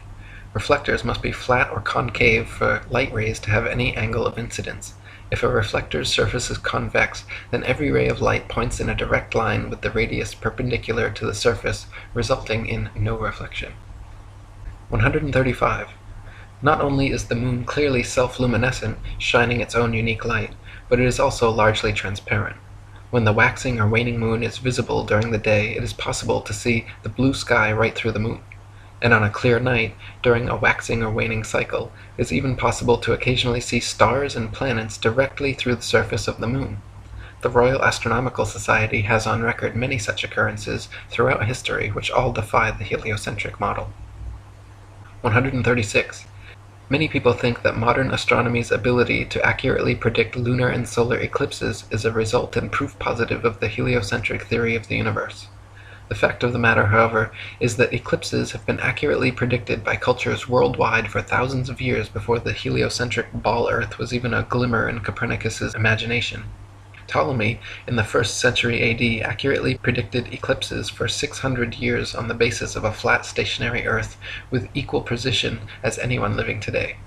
All the way back in 600 BC, Thales accurately predicted an eclipse which ended the war between the Medes and the Lydians. Eclipses happen regularly with precision in 18-year cycles, so regardless of geocentric or heliocentric, flat or globe Earth cosmologies, eclipses can be accurately calculated independent of such factors. 137. Another assumption and supposed proof of the Earth's shape, heliocentrists claim that lunar eclipses are caused by the shadow of the ball Earth occulting the moon. They claim the Sun, Earth, and Moon spheres perfectly align like 3 billiard balls in a row, so that the Sun's light casts the Earth's shadow onto the Moon. Unfortunately for heliocentrists, this explanation is rendered completely invalid due to the fact that lunar eclipses have happened and continue to happen regularly when both the Sun and Moon are still visible together above the horizon. For the Sun's light to be casting Earth's shadow onto the Moon, the three bodies must be aligned in a straight 180-degree syzygy, but as early as the time of Pliny, there are records of lunar eclipses happening while both the Sun and Moon are visible in the sky. Therefore, the eclipser of the Moon cannot be the Earth or Earth's shadow, and some other explanation must be sought. 138. Another favorite proof of ball earthers is the appearance from an observer on shore of ships' hulls being obfuscated by the water and disappearing from view when sailing away towards the horizon. Their claim is that ships' hulls disappear before their mastheads because the ship is beginning its declination around the convex curvature of the ball earth. Once again, however, their hasty conclusion is drawn from a faulty premise, namely that only on a ball earth could this phenomenon occur. The fact of the matter is that the law of perspective on plane surfaces dictates and necessitates the exact same occurrence. For example, a girl wearing a dress walking away towards the horizon will appear to sink into the earth the farther away she walks. Her feet will disappear from view first, and the distance between the ground and the bottom of her dress will gradually diminish until, after a half a mile, it seems like her dress is touching the ground as she walks on invisible legs. Such is the case on plane surfaces. The lowest parts of objects receding from a given point of observation necessarily disappear before the highest. 139. Not only is the disappearance of ships' hulls explained by the law of perspective on flat surfaces, it is proven undeniably true with the aid of a good telescope. If you watch a ship sailing away into the horizon with the naked eye until its hull has completely disappeared from view under the supposed curvature of the earth, then look through a telescope, you will notice the entire ship quickly zooms back into view, hull and all, proving that the disappearance was caused by the law of perspective, not by a wall of curved water. This also proves that the horizon is simply the vanishing line of perspective from your point of view, not the alleged curvature of the earth. 140. Foucault's pendulums are often quoted as proof of a rotating earth, but upon closer investigation prove the opposite. To begin with, Foucault's pendulums do not uniformly swing in any one direction. Sometimes they rotate clockwise and sometimes counterclockwise. Sometimes they fail to rotate, and sometimes they rotate far too much. The behavior of the pendulum actually depends on 1. The initial force beginning its swing, and 2. The ball and socket joint, which most readily facilitates circular motion over any other. The supposed rotation of the earth is completely inconsequential and irrelevant to the pendulum's swing. If the alleged constant rotation of the earth affected pendulums in any way, then there should be no need to manually start pendulums in motion. If the earth's diurnal rotation caused the 360-degree uniform diurnal rotation of pendulums, then there should not exist a stationary pendulum anywhere on earth. 141. The Coriolis effect is often said to cause sinks in toilet bowls in the northern hemisphere to drain spinning in one direction, while in the southern hemisphere causing them to spin the opposite way, thus providing proof of the spinning ball earth. Once again, however, just like Foucault's pendulums spinning either which way, sinks and toilets in the northern and southern hemispheres do not consistently spin in any one direction. Sinks and toilets in the very same household are often found to spin opposite directions, depending entirely upon the shape of the basin and the angle of the water's entry, not the supposed rotation of the earth. 142. People claim that if the earth were flat, they should be able to use a telescope and see clear across the oceans. This is absurd, however, as the air is full of precipitation, especially over the oceans, and especially at the lowest, densest layer of atmosphere, is not transparent. Picture the blurry haze over roads on hot, humid days. Even the best telescope will blur out long before you could see across an ocean. You can, however, use a telescope to zoom in much more of our flat Earth than would be possible on a ball 25,000 miles in circumference. 143. People claim that if the Earth were flat, with the sun circling over and around us, we should be able to see the sun from everywhere, all over the Earth, and there should be daylight, even at nighttime. Since the sun is not 93 million miles away, but rather just a few thousand, and shining down like a spotlight, once it is moved significantly far enough away from your location, it becomes invisible beyond the horizon, and daylight slowly fades until it completely disappears. If the Sun were 93 million miles away and the Earth a spinning ball, the transition from daylight to night would instead be almost instantaneous as you passed the terminator line. 144. Pictures of the Moon appearing upside down in the southern hemisphere and right side up in the north are often cited as proof of the ball Earth, but once again, upon closer inspection, provide another proof of the flat model. In fact, time-lapse photography shows the Moon itself turns clockwise like a wheel as it circles over and around the Earth. You can find pictures of the Moon at 360 degrees of various inclination from all over the Earth, simply depending on where and when the picture was taken. 145. Heliocentrists believe the Moon is a ball, even though its appearance is clearly that of a flat luminous disk. We only ever see the same one face, albeit at various inclinations, of the Moon, yet it is claimed that there is another dark side of the Moon which remains hidden. NASA states the Moon spins opposite the spin of the Earth in such a perfectly synchronized way that the motions cancel each other out, so we will conveniently never be able to observe the supposed dark side of the Moon outside of their terrible fake CGI images. Fact of the matter is, however, if the Moon were a sphere, observers in Antarctica would see a different face from those at the equator, yet they do not. Just the same flat face rotated at various degrees. 146. The ball Earth model claims the Moon orbits around the Earth once every 28 days, yet it is plain for anyone to see that the Moon orbits around the Earth every single day. The Moon's orbit is slightly slower than the Sun's, but follows the Sun's same path from tropic to tropic, solstice to solstice, making a full circle over the Earth in just under 25 hours. 147. The ball Earth model claims the Sun is precisely 400 times larger than the Moon and 400 times further away from Earth, making them falsely appear exactly the same size. Once again, the ball model asks us to accept as coincidence something that cannot be explained other than by natural design. The Sun and Moon occupy the same amount of space in the sky and have been measured with sextants to be of equal size and equal distance, so claiming otherwise is against our eyes, experience, experiments, and common sense. 148. Quoting Earth Not a Globe by Samuel Rowbotham, it is found by observation that the stars come to the meridian about 4 minutes earlier every 24 hours than the Sun, taking the solar time as the standard. This makes 120 minutes every 30 days and 24 hours in the year, hence all the constellations have passed before or in advance of the Sun at that time. This is the simple fact as observed in nature, but the theory of rotundity and motion on axes and in an orbit has no place for it. Visible truth must be ignored because this theory stands in the way and prevents its votaries from understanding it. 149. Throughout thousands of years, the same constellations have remained fixed in their same patterns without moving out of position whatsoever. If the Earth were a big ball spinning around a bigger sun, spinning around a bigger galaxy, shooting off from the biggest bang, as NASA claims, it is impossible that the constellations would remain so fixed. Based on their model, we should, in fact, have an entirely different night sky every single night and never repeat exactly the same star pattern twice. 150. If Earth were a spinning ball, it would be impossible to photograph star trail time-lapses turning perfect circles around Polaris anywhere but the North Pole. At all other vantage points, the stars would be seen to travel more or less horizontally across the observer's horizon due to the alleged 1,000-mile-per-hour motion beneath their feet. In reality, however, Polaris's surrounding stars can always be photographed turning perfect circles around the central star all the way down to the Tropic of Capricorn. 151. If Earth were a spinning ball revolving around the Sun, it would actually be impossible for star trail photos to show perfect circles even at the North Pole.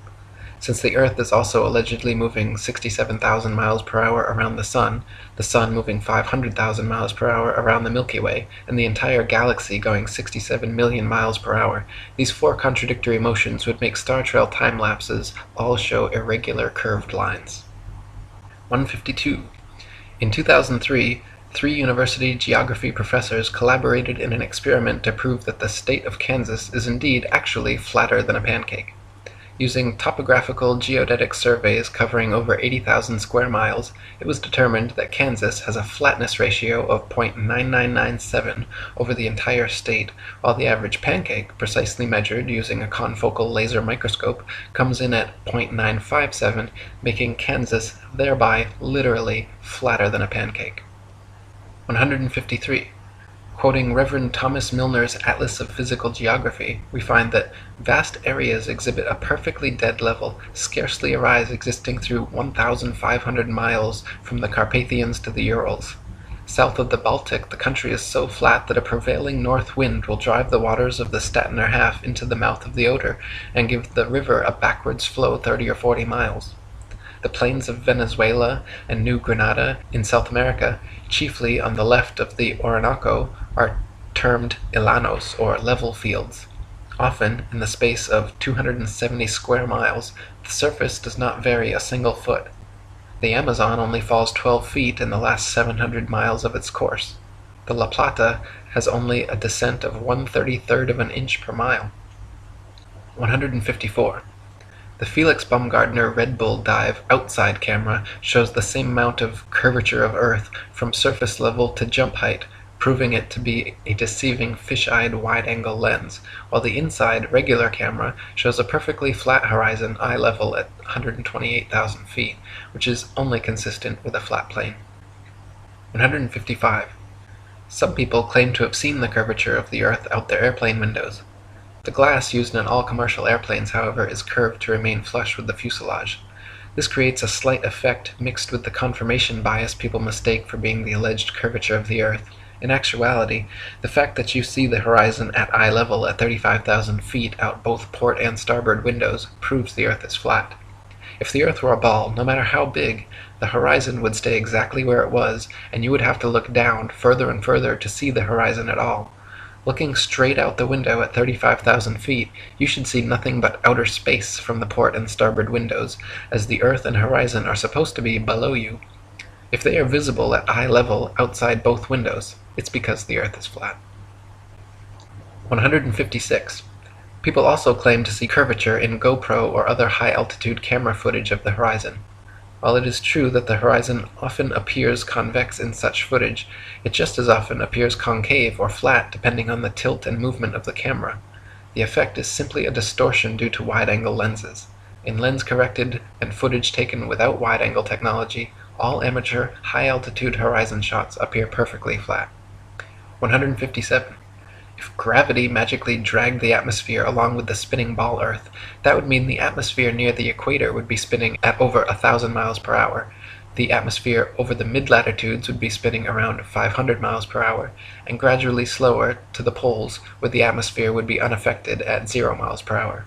In reality, however, the atmosphere at every point on Earth is equally unaffected by this alleged force, as it has never been measured or calculated and proven non-existent by the ability of airplanes to fly unabated in any direction without experiencing any such atmospheric changes. 158. If gravity magically dragged the atmosphere along with the spinning ball Earth, that would mean the higher the altitude, the faster the spinning atmosphere would have to be turning around the center of rotation. In reality, however, if this were happening, then rain and fireworks would behave entirely differently as they fell down through progressively slower and slower spinning atmosphere. Hot air balloons would also be forced steadily faster eastwards as they ascended through the ever-increasing atmospheric speeds. 159. If there were progressively faster and faster spinning atmosphere the higher the altitude, that would mean it would have to abruptly end at some key altitude where the fastest layer of gravitized spinning atmosphere meets the supposed non-gravitized, non-spinning, non-atmosphere of infinite vacuum space. NASA has never even mentioned what altitude this impossible feat allegedly happens, but it is easily philosophically refuted by the simple fact that vacuums cannot exist connected to non-vacuums while maintaining the properties of a vacuum. Not to mention, the effect such a transition would have on a rocket spaceship would be disastrous. 160. It is impossible for rockets or any type of jet propulsion engines to work in the alleged non-atmosphere of vacuum space, because without air or atmosphere to push against, there is nothing to propel the vehicle forwards. Instead, the rockets and shuttles would be sent spinning around their own axis uncontrollably in all directions like a gyroscope. It would be impossible to fly to the moon or go in any direction whatsoever, especially if gravity were real and constantly sucking you towards the closest, densest body. 161. If Earth were really a ball, there would be no reason to use rockets for flying into outer space anyway, because simply flying an airplane straight at any altitude for long enough should and would send you off into outer space. To prevent their airplanes from flying tangent to the ball Earth, pilots would have to constantly course-correct downwards, or else within just a few hours, the average commercial airliner traveling 500 miles per hour would find themselves lost in outer space. The fact that this never happens, artificial horizons remain level at pilots' desired altitudes and do not require constant downward adjustments, proves the Earth is not a ball. 162. All NASA and other space agencies' rocket launches never go straight up. Every rocket forms a parabolic curve, peaks out, and inevitably starts falling back to Earth. The rockets which are declared successful are those few which don't explode or start falling too soon, but make it out of range of spectator view before crashing down into restricted waters and recovered. There is no magic altitude where rockets or anything else can simply go up, up, up, and then suddenly just start free-floating in space. This is all a science fiction illusion created by wires, green screens, dark pools, some permed hair, and zero-G planes. 163. NASA and other space agencies have been caught time and again with air bubbles forming and floating off in their official outer space footage. Astronauts have also been caught using scuba space gear, kicking their legs to move, and astronaut Luca Parmitano even almost drowned when water started filling up his helmet while allegedly on a spacewalk. It is admitted that astronauts train for their spacewalks in underwater training facilities like NASA's Neutral Buoyancy Lab, but what is obvious from their space bubbles and other blunders is that all official spacewalk footage is also fake and filmed underwater. 164. Analysis of many interior videos from the International Space Station have shown the use of camera tricks such as green screens, harnesses, and even wildly permed hair to achieve a zero-gravity type effect. Footage of the astronauts seemingly floating in the zero gravity of their space station is indistinguishable from Vomit Comet zero-G airplane footage. By flying parabolic maneuvers, this zero-G floating effect can be achieved over and over again, then edited together. For longer uncut shots, NASA has been caught using simple wires and green screen technology. 165. NASA claims one can observe the International Space Station pass by overhead, proving its existence. Yet analysis of the ISS seen through zoom cameras proves it to be some type of hologram or drone, not a physical floating space base. As you can see in my documentary ISS Hoax, when zooming in and out, the ISS dramatically and impossibly changes shape and color, displaying a prismatic rainbow effect until coming into focus, much like an old television turning on and off. 166. The geostationary communications satellite was first created by Freemason science fiction writer Arthur C. Clarke and supposedly became science fact just a decade later. Before this, radio, television, and navigation systems like LORAN and Decca were already well established and worked fine using only ground-based technologies.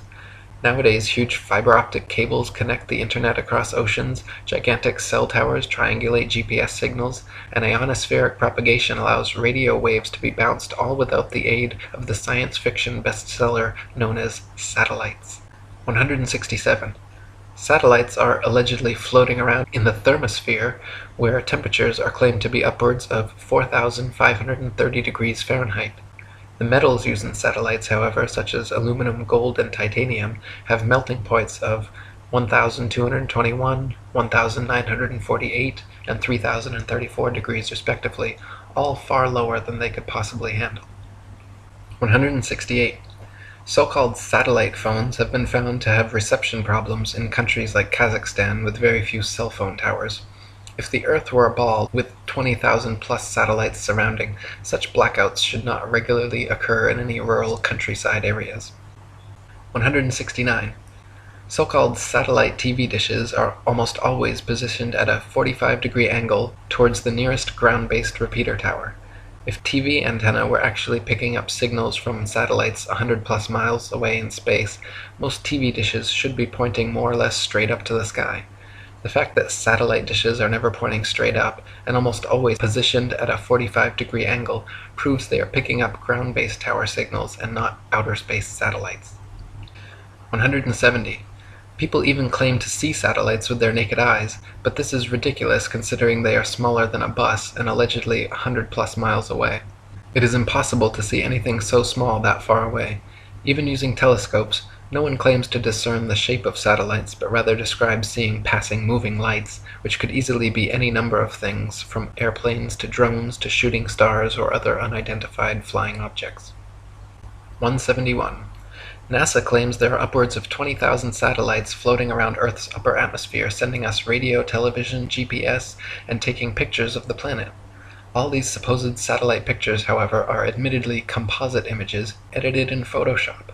They claim to receive ribbons of imagery from satellites, which must then be spliced together to create composite images of the Earth, all of which are clearly CGI and not photographs. If Earth were truly a ball, with 20,000 satellites orbiting, it would be a simple matter to mount a camera and take some real photographs. The fact that no real satellite photographs of the supposed ball Earth exist, in favor of NASA's ribbons of composite CG imagery, is further proof that we are not being told the truth. 172. If you pick any cloud in the sky and watch for several minutes, two things will happen. The clouds will move, and they will morph, gradually changing shape. In official NASA footage of the spinning ball Earth, such as the Galileo time-lapse video, however, clouds are constantly shown for 24+ hours at a time and not moving or morphing whatsoever. This is completely impossible, further proof that NASA produces fake CGI videos, and further evidence that Earth is not a spinning ball. 173. NASA has several alleged photographs of the ball Earth which show several exact duplicate cloud patterns. The likelihood of having 2 or 3 clouds of the exact same shape in the same picture is as likely as finding 2 or 3 people with the exact same fingerprints. In fact, it is a solid proof that the clouds were copied and pasted in a computer program, and that such pictures showing a ball-shaped Earth are fakes. 174. NASA graphics artists have placed things like faces, dragons, and even the word sex into cloud patterns over their various ball Earth pictures. Their recent 2015 Pluto pictures even clearly have a picture of Disney's Pluto the dog layered into the background. Such blatant fraud goes unnoticed by the hypnotized masses, but provides further proof of the illegitimacy of NASA and their spinning ball planet mythos. 175. Professional photo analysts have dissected several NASA images of the ball Earth and found undeniable proof of computer editing. For example, images of the Earth allegedly taken from the Moon have proven to be copied and pasted in, as evidenced by rectangular cuts found in the black background around the Earth by adjusting brightness and contrast levels. If they were truly on the Moon and Earth was truly a ball, there would be no need to fake such pictures. 176. When NASA's images of the ball Earth are compared with one another, the coloration of the land and oceans and relative size of the continents are consistently so drastically different from one another as to prove beyond any reasonable doubt that the pictures are all fake. 177. In the documentary A Funny Thing Happened on the Way to the Moon, you can watch official leaked NASA footage showing Apollo 11 astronauts Buzz Aldrin, Neil Armstrong, and Michael Collins for almost an hour using transparencies and camera tricks to fake shots of a round Earth. They communicate over audio with control in Houston about how to accurately stage the shot, and someone keeps prompting them on how to effectively manipulate the camera to achieve the desired effect. First, they blacked out all the windows except for a downward-facing circular one, which they aimed the camera towards from several feet away. This created the illusion of a ball-shaped Earth surrounded by the blackness of space, when in fact it was simply a round window in their dark cabin. Neil Armstrong claimed at this point to be 130,000 miles from the Earth, halfway to the Moon. But when camera tricks were finished, the viewer could see for themselves the astronauts were not more than a couple dozen miles above the Earth's surface, likely flying in a high-altitude plane. 178. People claim Google Earth somehow proves the ball model without realizing that Google Earth is simply a composite program of images taken from high-altitude planes and street-level car cameras superimposed onto a CGI model of a ball Earth. The same could just as easily be molded onto a square Earth or any other shape, and therefore cannot be used as proof of Earth's rotundity. 179. If the Earth were constantly spinning eastward 1,000 miles per hour, then airplane flight durations going eastward versus westwards should be significantly different. If the average commercial airliner travels 500 miles per hour, it follows that westbound equatorial flights should reach their destination at approximately thrice the speed as their eastbound return flights. In reality, however, the differences in east and westbound flight durations usually amount to a matter of minutes, and nothing near what would occur on a 1,000-mile-per-hour spinning ball Earth. 180. The spinning ball model dictates that the Earth and atmosphere would be moving together at approximately 500 miles per hour at the mid-latitudes where LA to New York City flights take place. The average commercial airliner traveling 500 miles per hour takes 5.5 hours traveling east with the alleged rotation of the Earth, so the return flight west should take only 2.75 hours. But in fact, we find that the average New York to LA flight takes 6 hours, a flight time totally inconsistent with the spinning ball model. 181. Flights eastwards with the alleged spin of the ball Earth from Tokyo to LA take an average of 10.5 hours. Therefore, the return flights westwards against the alleged spin should take an average of 5.25 hours, but in actual fact take an average of 11.5 hours, another flight time totally inconsistent with the spinning ball model. 182. Flights eastward with the alleged spin of the ball Earth from New York to London take an average of 7 hours. Therefore, the return flights westwards against the alleged spin should take an average of 3.5 hours, but in actual fact take an average of 7.5 hours, a flight time totally inconsistent with the spinning ball model. 183. Flights eastward from Chicago to Boston with the alleged spin of the ball Earth take an average of 2.25 hours. Therefore, the return flights westwards against the alleged spin should take an average of just over an hour, but in actual fact take an average of 2.75 hours. Once again, completely inconsistent with the spinning ball model. 184. Flights eastward from Paris to Rome with the alleged spin of the ball Earth take an average of 2 hours. Therefore, the return flights westward against the alleged spin should take an average of 1 hour, but in actual fact have an average flight duration of 2 hours and 10 minutes, a flight time totally inconsistent with the spinning ball model. 185. We are told that the Earth and atmosphere spin together at such a perfect uniform velocity that no one in history has ever seen, heard, felt, or measured the supposed 1,000 mile per hour movement. This is then often compared to traveling in a car at uniform velocity, where we only feel the movement during acceleration or deceleration. In reality, however, even with eyes closed, windows up, over smooth tar in a luxury car at a mere uniform 50 miles per hour, the movement absolutely can be felt. At 20 times this speed, Earth's imaginary 1,000 mile per hour spin would most certainly be noticeable, felt, seen, and heard by all. 186. People sensitive to motion sickness feel distinct unease and physical discomfort from motion as slight as an elevator or train ride. This means that the 1,000 mile per hour alleged uniform spin of the Earth has no effect on such people, but add an extra 50 miles per hour uniform velocity of a car and their stomach starts turning knots. The idea that motion sickness is nowhere apparent in anyone at 1,000 miles per hour, but suddenly comes about at 1,050 miles per hour, is ridiculous and proves the Earth is not in motion whatsoever. 187. The second law of thermodynamics, otherwise known as the law of entropy, along with the fundamental principles of friction and resistance, determine the impossibility of Earth being a uniformly spinning ball. Over time, the spinning ball Earth would experience measurable amounts of drag, constantly slowing the spin and lengthening the amount of hours per day. As not the slightest such change has ever been observed in all of recorded history, it is absurd to assume the Earth has ever moved an inch. 188. Over the years, NASA has twice changed their story regarding the shape of the Earth. At first they maintained Earth was a perfect sphere, which later changed to an oblate spheroid flattened at the poles, and then changed again to being pear-shaped, as the southern hemisphere allegedly bulges out as well. Unfortunately for NASA, however, none of their official pictures show an oblate spheroid or pear-shaped Earth. All their pictures, contrary to their words, show a spherical, and clearly CGI fake, Earth. 189. The Bible, Quran, Srimad Bhagavatam, and many other holy books describe and purport the existence of a geocentric stationary flat Earth. For example, 1 Chronicles 16:30 and Psalm 96:10 both read, "He has fixed the earth firm, immovable." And Psalm 93:1 says, "The world also is established, that it cannot be moved." The Bible also repeatedly affirms that the earth is outstretched as a plane, with the outstretched heavens everywhere above, not all around, giving a scriptural proof the earth is not a spinning ball. 190. Cultures the world over throughout history have all described and purported the existence of a geocentric stationary flat earth. Egyptians, Indians, Mayans, Chinese, Native Americans, and literally every ancient civilization on earth had a geocentric flat earth cosmology. Before Pythagoras, the idea of a spinning ball Earth was non-existent, and even after Pythagoras it remained an obscure minority view until 2,000 years later when Copernicus began reviving the heliocentric theory. 191.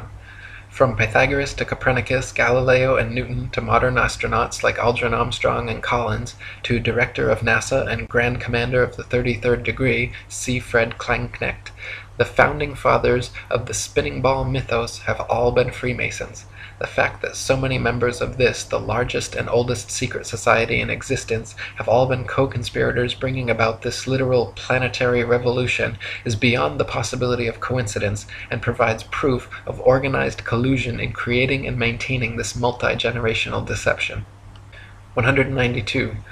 Quoting Terra Firma by David Wardlaw Scott, the system of the universe as taught by modern astronomers being founded entirely on theory, for the truth of which they are unable to advance one single real proof, they have entrenched themselves in a conspiracy of silence, and decline to answer any objections which may be made to their hypothesis. Copernicus himself, who revived the theory of the heathen philosopher Pythagoras and his great exponent Sir Isaac Newton, confessed that their system of a revolving earth was only a possibility and could not be proved by facts. It is only their followers who have decorated it with the name of an exact science, yea, according to them, the most exact of all the sciences. Yet one astronomer royal for England once said, speaking of the motion of the whole solar system, "The matter is left in a most delightful state of uncertainty, and I shall be very glad if anyone can help me out of it." What a very sad position for an exact science to be in is this. 193. No child or unindoctrinated man in their right mind would ever conclude or even conceive, given to their own devices, based on their own personal observations, that the earth was a spinning ball revolving around the sun. Such imaginative theories, nowhere present in anyone's daily experience, require and have required massive amounts of constant propaganda to uphold the illusion. 194. From David Wardlaw Scott. I remember being taught when a boy that the earth was a great ball revolving at a very rapid rate around the sun, and when I expressed to my teacher my fears that the waters of the oceans would tumble off, I was told that they were prevented from doing so by Newton's great law of gravitation, which kept everything in its proper place. I presume that my countenance must have shown some signs of incredulity, for my teacher immediately added, "I can show you a direct proof of this. A man can whirl around his head a pail filled with water without it being spilt, and so, in like manner, can the oceans be carried round the sun without losing a drop." As this illustration was evidently intended to settle the matter, I then said no more upon the subject. Had such been proposed to me afterwards as a man, I would have answered somewhat as follows. "Sir, I beg to say that the illustration you have given of a man whirling a pail of water around his head and the oceans revolving around the sun does not in any degree confirm your argument, because the water in the two cases is placed under entirely different circumstances, but, to be of any value, the conditions in each case must be the same, which here they are not. The pail is a hollow vessel which holds the water inside it, whereas, according to your teaching, the earth is a ball, with a continuous curvature outside, which, in agreement with the laws of nature, could not retain any water. 195. Astronomers say the magical magnetism of gravity is what keeps the oceans of the world stuck to the ball earth. They claim that because the earth is so massive, by virtue of this mass it creates a magic force able to hold people, oceans, and atmosphere tightly clung to the underside of the spinning ball. Unfortunately, however, they cannot provide any practical example of this on a scale smaller than the planetary. A spinning wet tennis ball, for instance, has the exact opposite effect of the supposed ball earth. Any water poured over it simply falls off the sides, and giving it a spin results in water flying off 360 degrees like a dog shaking off after a bath. Astronomers concede the wet tennis ball example displays the opposite effect of their supposed ball earth, but claim that at some unknown mass, the magic adhesive properties of gravity suddenly kick in, allowing the spinning wet tennis ball earth to keep every drop of gravitized water stuck to the surface. When such an unproven theory goes against all experiments, experience, and common sense, it is high time to drop the theory. 196. Quoting Marshall Hall. In short, the sun, moon, and stars are actually doing precisely what everyone throughout all of history has seen them do. We do not believe what our eyes tell us because we've been taught a counterfeit system which demands that we believe what has never been confirmed by observation or experiment. That counterfeit system demands that the Earth rotate on an axis every 24 hours at a speed of over 1,000 miles per hour at the equator. No one has ever seen or felt such movement, nor seen or felt the 67,000 mile per hour speed of Earth's alleged orbit around the Sun, or its 500,000 mile per hour alleged speed around a galaxy, or its retreat from an alleged Big Bang at over 67 million miles per hour. Remember, no experiment has ever shown the Earth to be moving. Add to that the fact that the alleged rotational speed we've all been taught as scientific fact must decrease every inch or mile one goes north or south of the equator, and it becomes readily apparent that such things as accurate aerial bombing in World War II down a chimney from 25,000 feet with a plane going any direction at high speed would have been impossible if calculated on an Earth moving below at several hundred miles per hour and constantly changing with the latitude. 197. Some people claim there is no motive for such a grand-scale deception, and that flat or ball makes no difference. By removing Earth from the motionless center of the universe, these Masons have moved us physically and metaphysically from a place of supreme importance to one of complete nihilistic indifference. If the Earth is the center of the universe, then the ideas of God, creation, and a purpose for human existence are resplendent. But if the Earth is just one of billions of planets revolving around billions of stars in billions of galaxies, then the ideas of God, creation, and a specific purpose for Earth and human existence become highly implausible. By surreptitiously indoctrinating us into their scientific materialist sun worship, not only do we lose faith in anything beyond the material, we gain absolute faith in materiality, superficiality, status, selfishness, hedonism, and consumerism. If there's no God and everyone's just an accident, then all that really matters is me, me, me. They've turned Madonna, the mother of God, into a material girl living in a material world. Their rich, powerful corporations with slick sun cult logos sell us idols to worship, slowly taking over the world while we tacitly believe their science, vote for their politicians, buy their products, listen to their music and watch their movies, sacrificing our souls at the altars of materialism. To quote Morris Klein, the heliocentric theory, by putting the sun at the center of the universe, made man appear to be just one of a possible host of wanderers drifting through a cold sky. It seemed less likely that he was born to live gloriously and to attain paradise upon his death. Less likely, too, was it that he was the object of God's ministrations. 198. Some say that the idea of an intergenerational worldwide conspiracy to delude the masses sounds implausible or unrealistic. But these people need only familiarize themselves with the works and writings of Freemasons themselves, for example John Robison, who exposed this in his 1798 book, Proofs of a Conspiracy Against All the Religions and Governments of Europe, carried out in the secret meetings of the Freemasons, Illuminati, and reading societies. Supreme Commander of the 33rd Degree Albert Pike was quite forthcoming in several letters regarding the Masons' ultimate goal of world domination, and the Zionist Protocols of the Learned Elders of Zion, the exact plan by which this would be and has been carried out, is completely disclosed. 199. From Foundations of Many Generations by E. Eschini. The only thing the fable of the revolving earth has done, it has shown the terrible power of a lie.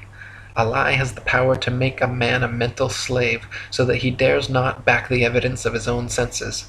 To deny the plain and obvious movement of the sun he sees before him, when he feels himself standing on an earth utterly devoid of motion, at the suggestion of someone else, he's prepared to accept that he's spinning furiously around. When he sees a bird flying and gaining over the ground, he's prepared to believe that the ground is really traveling a great number of times faster than the bird. Finally, in order to uphold the imagination of a madman, he is prepared to accuse his maker of forming for him a sensiferous lie. 200. Finally, from Dr. Robotham. Thus we see that this Newtonian philosophy is devoid of consistency.